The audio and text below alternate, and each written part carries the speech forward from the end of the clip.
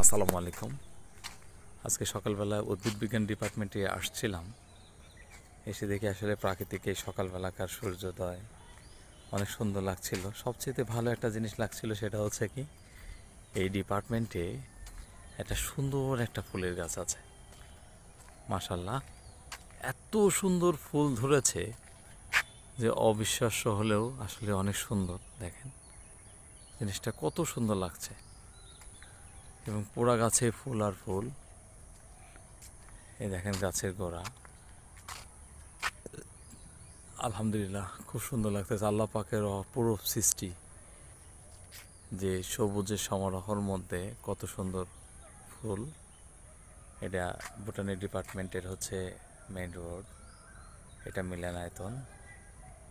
এর পাশে আবার কয়েকটা ফুলের গাছ আছে, এটা ক্রিসমাস ট্রি। এটা সেই ডিপার্টমেন্ট উদ্ভিদ বিজ্ঞান।